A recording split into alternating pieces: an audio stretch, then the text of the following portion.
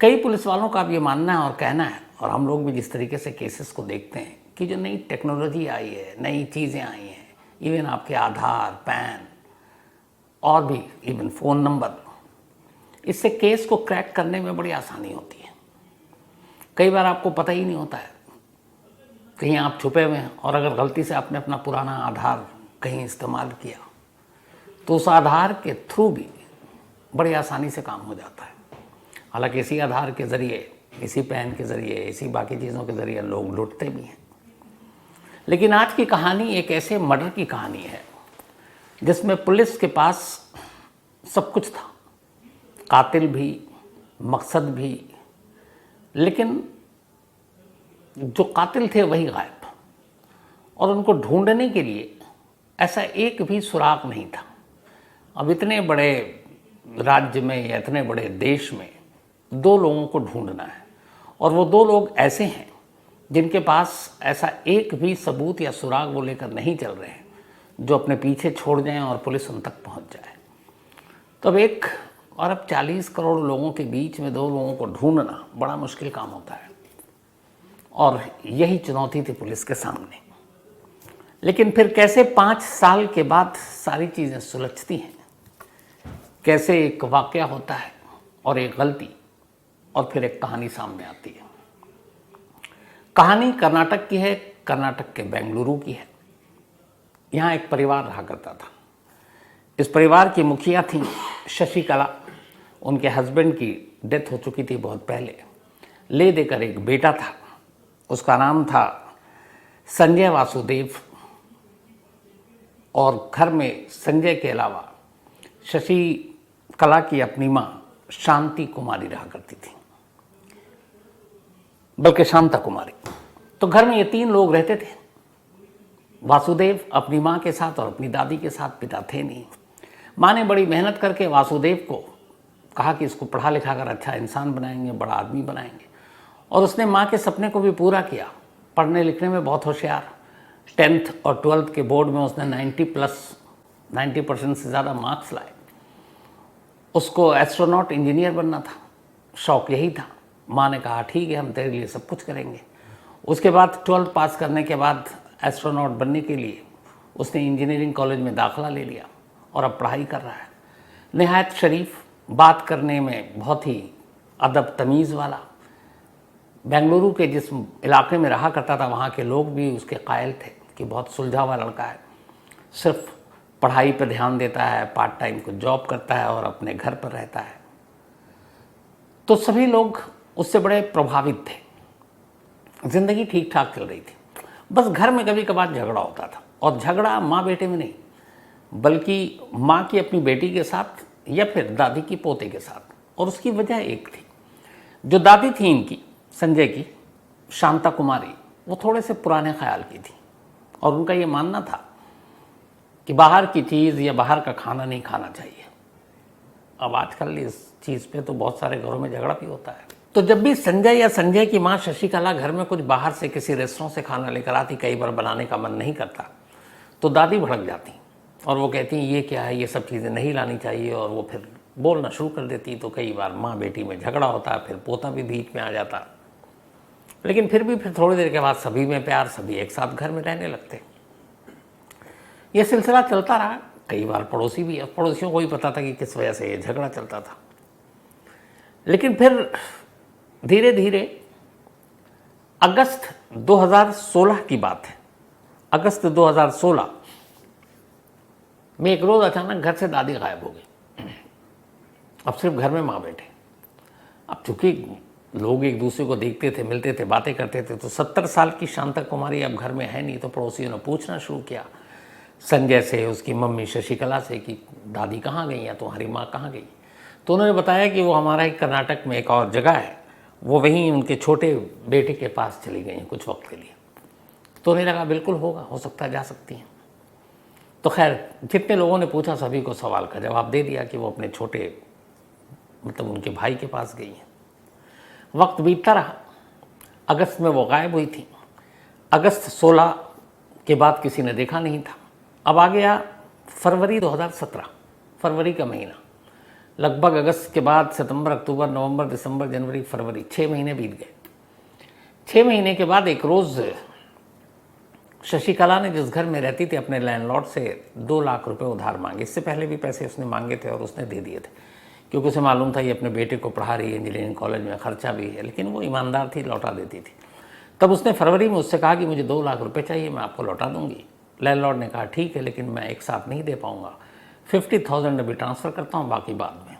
उसने 50,000 ट्रांसफ़र कर दिया।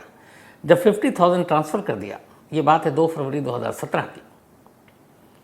उसके बाद अगले ही दिन शशिकला और उसका बेटा संजय घर में ताला लगाकर निकल गए। वो दिन और आज का दिन, मतलब आज का नहीं, अगले 5 साल में, उसके बाद उनका कुछ सुराग ही नहीं मिला, कहाँ गए। घर में ताला लगा हुआ है और घर से जैसे ही बाहर निकले उसके बाद उनका फ़ोन भी बंद। जो नंबर माँ बेटे अब तक यूज़ किया करते थे वो मोबाइल अब बंद। अब मकान मालिक पैसा दे चुका था, दोनों निकल लिए। अब कहाँ गए किसी को कुछ पता नहीं।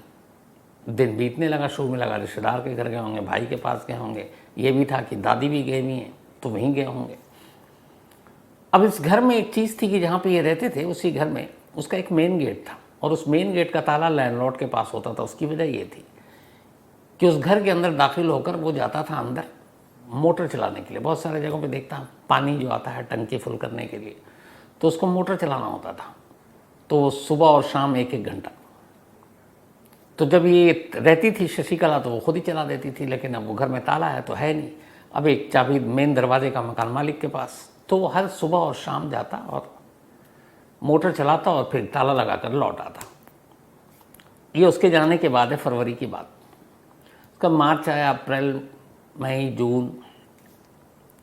मई में अचानक मकान मालिक ने महसूस किया कि शशिकला के घर के अंदर से कुछ स्मेल आ रही है, कुछ बदबू आ रही है। उसे लगा कि कुछ हो सकता है, चूहा हुआ मरा। तो उसने शुरू में फिर नज़रअंदाज किया, फिर उसे लगा कि कई बार लगा कि नहीं अब नहीं आ रही है। फिर वो अपने काम में ध्यान रखता, मोटर चलाता, चला जाता। ये सिलसिला चलता रहा। लेकिन फिर 7 मई 2017 की तारीख आती है, सुबह के करीब 8:30 बजे थे जब मकान मालिक वहाँ पहुँचा। मकान मालिक का नाम नवीन है। ताला खोला मोटर चलाने के लिए। उस दिन उसको सुबह बहुत तेज़ बदबू आई। अब इस दौरान में उसे कई ऐसे इंसिडेंट पहले हुए थे कि कई घरों से बदबू आती है तो अंदर लाश होता है। अब उसके दिमाग में फिल्मी वो सारी चीज़ें भी चल रही हैं, न्यूज़ भी चल रहा है, अखबार भी चल रहा है कि यार ये घर भी बंद है। अब फरवरी के बाद महीना आ गया, मतलब मार्च, अप्रैल, करीब 3 महीने बीत गए हैं और 3 महीने से घर खुला नहीं है, बदबू आ रही है। कोई जानवर तो नहीं मर गया या कुछ और तो नहीं है। अब नवीन के दिमाग में लेकिन बहुत तेज़ बदबू। कुछ आस पड़ोस के और लोगों ने शिकायत कर दी कि कई दिनों से बदबू आ रही है। तो नवीन डर गया। उसने सीधे पुलिस को फ़ोन कर दिया।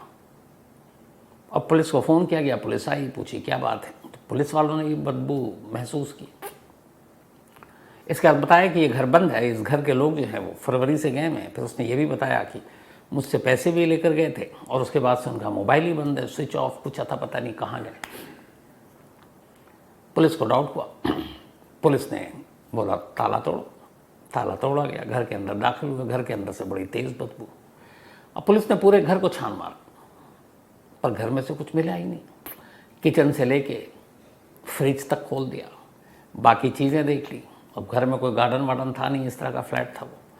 तो जितने बक्से हैं वो खोल दी, अलमारियाँ खोल दी, सब कुछ खोल दी। कहीं से कुछ भी नहीं मिला, लेकिन बदबू आ रही है। तो फिर पुलिस ने कहा कि यार कोने वोने में देखो, कोई चूहा वूहा मरा पड़ा हो आसपास में, दरवाजे के पीछे भी। घंटों तलाशी चल रही है, कुछ मिल नहीं रहा, लेकिन बदबू आ रही है। पुलिस वालों ने कहा यहाँ तो कुछ है ही नहीं, सारा सामान तो देख लिया, लेकिन बदबू कहाँ से आ रही है समझ में नहीं आ रहा। नवीन भी हैरान। उसने कहा कुछ है नहीं, उसको भी तसल्ली हुई कि सब ठीक है। तो पुलिस वाले थोड़ी देर के बाद कहते हैं कि अच्छा हम चलते हैं, क्योंकि यहाँ कुछ मिला नहीं। नवीन ने कहा कि एक बार और नज़र दौड़ा लेता हूँ। अब उसने फिर से नज़र दौड़ानी शुरू की। अब जैसे उसने नज़र दौड़ानी शुरू की, अचानक उसे याद आया कि इस घर में तो एक अलमारी थी इस दीवार पर, और ये अलमारी दिखाई नहीं दे रही है। अब नवीन ने फिर से ध्यान से देखा दीवार की तरफ और उसने पुलिस वालों को जब ये कहा कि यहाँ अलमारी हुआ करती थी, अलमारी तो है नहीं, है तो सपाट दीवार है, तो ऐसा कैसे। अब चूंकि घर उसी का था, किराए पर दे रखा था, उसे सब पता था। तो पुलिस वालों ने कहा यार अलमारी कहाँ से लगा, तो उन्हें लगा कि दीवार के बाहर अलमारी होगी, अलमारी ले गए उठाकर। उसने कहा नहीं साहब, वो तो दीवार के अंदर अलमारी बनी हुई थी, और मुझे अब ये दीवार थोड़ी बाहर की तरफ भी दिख रही है, पहले ये बाहर की तरफ थी नहीं और अलमारी गायब है, तो फिर इस दीवार का सस्पेंस क्या है। तो फिर पुलिस करीब गई तो दीवार में कुछ छोटे छोटे सुराख थे, वहाँ जाते ही बड़ी तेज़ बदबू आई उन सुराखों से। अब पुलिस का माथा ठनका, क्योंकि ये कह रहा अलमारी थी, यहाँ दीवार है। फिर उन्होंने और ध्यान से देखा तो देखा कि ये इस पर नई सीमेंट लगी हुई इस दीवार पर।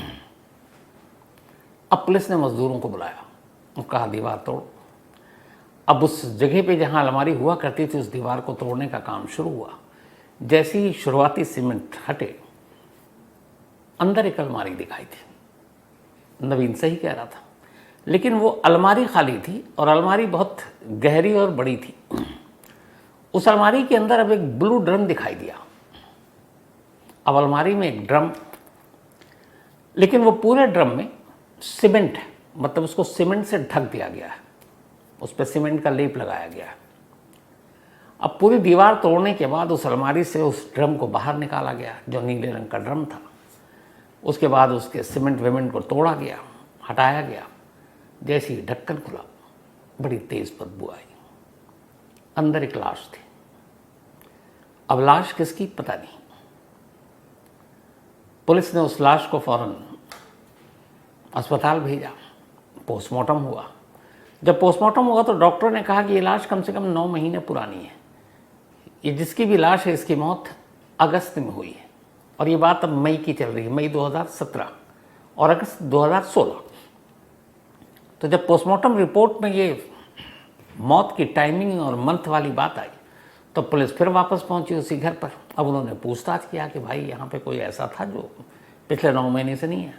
तब पड़ोसियों ने बताया कि हाँ, वो जो यहाँ पे शशिकला और उसका बेटा संजय था, वो दोनों तो थे, लेकिन संजय की दादी गायब हो गई थी। और हमने पूछा भी था अगस्त में, तब उन्होंने बताया था कि वो फलाने गांव गई हैं और उनके गांव में उनका भाई रहता है। अच्छा, कुछ ऐसे लोग थे जो उस गांव को भी जानते थे। पुलिस की एक टीम फौरन उस गांव पहुंची, पता किया, तो उन्होंने कहा कि हम तो खुद ही तलाश कर रहे हैं उन तीनों को, न संजय का पता है, न शशिकला का पता है, न हमारी माँ का पता है। अब पुलिस को लगा कि कुछ गड़बड़ है। दूसरी एक और चीज़ अब क्लियर हो रही है कि अगस्त में इस घर से आखिरी जो है वो 2 फरवरी 2017 को लैंडलॉर्ड से 50,000 लेकर माँ बेटे निकल गए, और उससे 9 महीने पहले से, बल्कि 6 महीने पहले से माँ जो है वो, यानी कि संजय की दादी, वो गायब है। तो इसका मतलब है कि ये लाश दादी की है। फिर मरने वाली की उम्र का भी पोस्टमार्टम रिपोर्ट के बाद जानकारी मिल गई। अब शक के दायरे में माँ बेटे। अब माँ बेटे को की तलाश शुरू हुई, लेकिन तमाम तलाशी के बावजूद कोई सुराग ही न मिले। अब पुलिस ने जो पुराना नंबर था संजय का, उसको लिया और उसके पुराने रिकॉर्ड निकालने शुरू किए कि शायद उससे कुछ जानकारी मिले।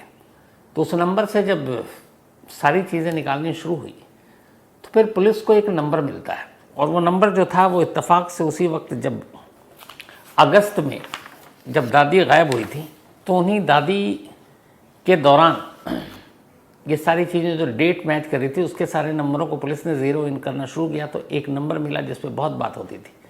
जब पुलिस ने उस नंबर को खंगाला तो पता चला ये नंदीश नाम के एक लड़के का नंबर है।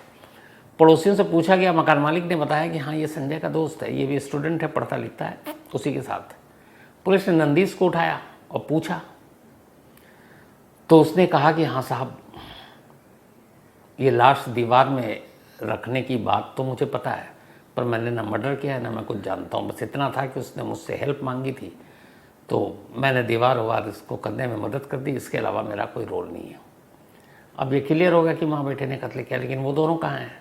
तो पता चला नंदीश का कि वो दोनों जब यहाँ से गए तो हमें तो पता ही नहीं कि कब गए, ना हमें बताया संजय ने, ना आज तक पलट के फ़ोन किया है। अब उनका मोबाइल नंबर स्विच ऑफ, और कोई ज़रिया नहीं। जितने रिश्तेदार थे, जितने दोस्त थे, सबके पूरे कर्नाटक छान मारे, कहीं कोई नहीं मिला। धीरे धीरे वक्त बीतता है। 17 के बाद 18, 18 के बाद 19, 20, इस दौरान कोरोना आ जाता है। अब कोरोना आ गया तो सारा मामला ठंडे बस्ते में। अब ये केस भी पुलिस भूल गई। इसके बाद फिर धीरे धीरे वक्त बीता तो कोरोना थोड़ा कम हुआ, तो फिर पुलिस ने कहा कि यार पुराने केसेस जो सॉल्व नहीं हुए हैं ज़रा उनको खंगालो। तब बेंगलुरु पुलिस ने ऐसे वो तमाम केस जो अनसॉल्व थे उनकी एक लिस्ट बनाई, और उस लिस्ट में एक ये भी आया, क्योंकि ये अखबारों में छपी थी खबर अजीब तरीके की, एक दीवार के अंदर एक ड्रम के अंदर एक लाश। तो लोगों की भी क्यूरियोसिटी थी कि आखिर ऐसा क्या है, और क्या पोते ने माँ को दादी को मारा या फिर माँ ने अपनी माँ को मारा। इन सारे सवालों के जवाब भी चाहिए थे। तब पुलिस ढूंढ रही है। 5 साल बीत गया, 17 के बाद 22 आ गया। 22 में जब कोरोना कम हुआ तो पुलिस ने पुराने केसेस गड़े मुर्दे उखाड़ने शुरू किए। अब इस केस की भी तफ्तीश हुई, टीम लगाई गई कि पता करो कहाँ है ये। फिर से सारे परिवार, सारे रिश्तेदार, सब जगह ढूंढा गया, लेकिन कहीं कोई फ़ायदा नहीं। किसी को उसने कांटेक्ट ही नहीं किया, ना अपने स्कूल कॉलेज में, ना दोस्तों को। अब तभी एक पुलिस अफसर ने दिमाग लगाया। उसने कहा कि ये लोग कहीं किसी नए शहर में जाकर अपने आप को बड़े ही लो प्रोफाइल के साथ रखे होंगे, छुपे होंगे। लेकिन कुछ करने के लिए आजकल अपनी आइडेंटिटी बतानी भी तो ज़रूरी होती है। आप चाहे कहीं नौकरी करो या कुछ बैंक में अकाउंट खुलवाओ, तो आपकी अपनी आईडी कार्ड तो देना ही पड़ता है। तो फ़ोन नंबर तो यूज़ हो नहीं रहा है, लेकिन आधार था उनके पास, और आधार का नंबर पुलिस के पास भी था, क्योंकि निकाल रखा था इनके नाम और पते पर। तो पुलिस टीम को ये लगाया गया कि ये पता करो कि इस नाम और नंबर के आधार कार्ड पर कहीं कोई ऐसी चीज़ किसी ने नौकरी या किसी और चीज़ में इस्तेमाल किया हो, क्योंकि उसका एक अलर्ट आता है। तब उस आधार कार्ड के ज़रिए अलग अलग, पहले तो कर्नाटक में, फिर कर्नाटक के बाहर, ये चेक किया गया कि जो भी आधार से जुड़े हुए स्टाफ थे, लोग थे, कि भाई पता करो ये आधार कार्ड का कहीं इस्तेमाल हुआ है, इसका नंबर कहीं इस्तेमाल हुआ है, तो शायद कुछ मदद मिल जाए। अब लंबी कवायद थी, ट्राई किया गया, शुरू हुआ ढूंढना, लेकिन कोई फ़ायदा नहीं। फिर तभी अचानक 5 साल के बाद आधार ऑफिस से पुलिस को जानकारी मिलती है कि इस आधार को महाराष्ट्र के कोल्हापुर में एक बैंक अकाउंट खुलवाने के लिए इस्तेमाल किया गया, और उस बैंक का ब्रांच यहाँ पर है, और उसी नाम से ये अकाउंट खुला है, यानी कि संजय वासुदेव। तब उस आधार का इस्तेमाल हुआ। जैसे ही पुलिस को पता चला, पुलिस की एक टीम फ़ौरन पहुंचती है कोल्हापुर जाती है उस बैंक के पास। उस बैंक में जो वहाँ का लोकल एड्रेस था वो लेती है, और उसके बाद एक घर में दस्तक देती है। दरवाज़ा खुलता है, सामने माँ बेटे। पुलिस दोनों को उठाती है, लेकर बेंगलुरु लाती है। उसके बाद उनसे पूछताछ शुरू होती है। अब जब पूछताछ हुई तो पूरी कहानी सामने आई। कहानी ये थी कि अगस्त के तीसरे हफ्ते में 2016 एक रोज़ शाम को संजय कोचिंग से लौटा, माँ घर पर थी, तो वो गोभी मंचूरियन लेकर आया था बाज़ार से रात के खाने के लिए। जब वो गोभी मंचूरियन लेकर घर पहुंचा तो दादी ने फिर देखा बाहर से खाना आया। दादी हमेशा की तरह भड़क गई, अपनी बेटी और अपने पोते दोनों के ऊपर गुस्सा करने लगी। गुस्से में बात इतनी बढ़ी कि दादी ने अपनी बेटी पे हाथ उठाया। बेटी माँ का गला पकड़ने लगी। पोते को गुस्सा आ गया, और ये एक छोटी सी बात पे जो लड़ाई हुई उसमें 1-2 हाथ पोते के दादी के गले तक पहुंच गए, और थोड़ी देर के बाद जब वो हाथ ढीले हुए तब तक दादी मर चुकी थी। एक माँ के सामने एक बेटा एक और माँ का कत्ल कर रहा था, और ये सब कुछ हो गया। अब जब हो गया तब उन्हें लगा ये क्या, ये तो गड़बड़ हो गई। उम्र 70 साल थी। तो पहले उन्होंने सोचा कि एक काम करते हैं, 70 साल की उम्र, बुजुर्ग, ये बता देते हैं कि माँ की अचानक मौत हो गई दादी की, और अंतिम संस्कार कर देंगे, किसी को शक नहीं होगा घर में मौत हुई है, ना पोस्टमार्टम ना कुछ और। बट दिल में जब चोर होता है तो बहुत सारी चीज़ें होती हैं। फिर उन्हें लगा कि नहीं, अचानक बताएंगे मौत हो गई, पड़ोसी कहेंगे शाम तक तो ठीक थी, और कोई कहीं जाकर पुलिस को बता दे तो पुलिस वाले आएंगे और हम लोग को पकड़ लेंगे। तो फिर ये हुआ कि हाँ ये भी हो सकता है, तो क्या करें। फिर ये भी डर था कि अगर अंतिम संस्कार करेंगे घर से भाई भाई आएगा, बाकी लोग देखेंगे, लाश देखेंगे, गले पर निशान है तो भी पकड़े जाएंगे। तो फिर माँ बेटे ने कहा नहीं ये ठीक नहीं है, तो फिर क्या किया जाए।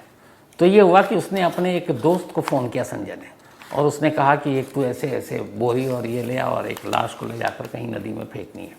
लेकिन अब घर से निकाल कर बोरी में ले जाना है लाश, वो भी डर लगा हुआ है कि कोई देख न ले, तो क्या किया जाए। तब फिर इन्होंने एक प्लान बनाया। घर में बड़ी सी अलमारी थी, एक ड्रम था, ड्रम के अंदर दादी को रखा, ड्रम के ऊपर सीमेंट लगाया, अलमारी पूरी खाली कर दी, अलमारी के अंदर ड्रम डाला, और फिर वो पूरी दीवार जो अलमारी थी, अलमारी के ऊपर से पहले तो चारकोल लगाया, और चारकोल के बाद उसको भी सीमेंट से उसका लेप लगा दिया, और वो दीवार, अलमारी सब बंद, सारी चीज़ें एक एक होल तक बंद कर दिया ताकि कोई स्मेल ना आए। अब उसके बाद वो आराम से, ये अगस्त 2nd या 3rd वीक 2016 की बात है, उसका पूरा अगस्त, सितंबर, अक्टूबर, नवंबर, दिसंबर, जनवरी, फरवरी उसी घर में रहे। लेकिन फरवरी से उन्हें घर के अंदर चुके रहते थे, थोड़ी स्मेल आनी शुरू हो गई। अच्छा, बीच में वो हमेशा परफ्यूम लगा देते थे, जब स्मेल आती थी तो परफ्यूम लगाते रहते थे, लेकिन अब स्मेल बढ़ने लगी। तो अब दोनों को लगा कि यहाँ बहुत ज़्यादा दिन तक नहीं रह सकते, ये स्मेल बढ़ेगी, फिर पड़ोसियों तक जाएगी और हम लोग पकड़े जाएंगे, क्योंकि कभी ना कभी दीवार का राज खुल जाएगा। तो फिर उन्होंने कहा कि अब इस शहर को छोड़कर भाग चलते हैं। पैसे इतने थे नहीं, जो भी थे वो रखे। फिर उन्होंने कहा जब भागना ही है तो मकान मालिक को भी चूना लगा देते हैं। उन्होंने नवीन से कहा, पुराना उनका अच्छा रिकॉर्ड था, कि 2 लाख रुपए चाहिए। उसने कहा ये ले लीजिए, लेकिन 50,000 अभी, बाकी के 1.5 बाद में। पर उनको इतना इंतज़ार कर नहीं सकते थे। जैसे ही 50,000 उनके अकाउंट में ट्रांसफ़र हुए, वो 2 फरवरी या 3 फरवरी 2017 को ही दोनों माँ बेटे एक रात आराम से घर से निकल गए, ताला लगाकर। और उसके बाद फिर वो वहाँ से पहुँचे सीधे भटकते हुए कोल्हापुर, महाराष्ट्र। और वहाँ इन दोनों ने बड़ी अपनी लो प्रोफाइल रखी, कोई मोबाइल नहीं, कुछ नहीं, अपना नाम भी एकदम शॉर्ट में बताते। और ये चूँकि एक एस्ट्रोनॉट की पढ़ाई कर रहा था, बहुत ही ब्रिलियंट स्टूडेंट, लेकिन उसे लगा कि यहाँ ज़्यादा अगर मैं कहीं एडमिशन है ये वो लेता हूँ तो फिर पुरानी चीज़ें ना खुल कर आ जाएँ, दिल में डर था। तो ये वहाँ पर एक कैटरिंग कंपनी में सप्लायर के तौर पर काम करने लगा, और उसी पैसे से अपना एक किराए का घर लिया और दोनों माँ बेटे वहीं रहते। और इस एक इंसिडेंट की वजह से उसकी पढ़ाई छूट गई, एक फ्यूचर का इंजीनियर, एक कातिल बन गया। तो फिर कोल्हापुर से इन दोनों को लाया गया, और इस वक्त लाने के बाद दोनों को कोर्ट में पेश किया गया। दोनों फिलहाल जेल में हैं और मुकदमे की कार्रवाई अभी जारी है। तो ये थी आज की कहानी।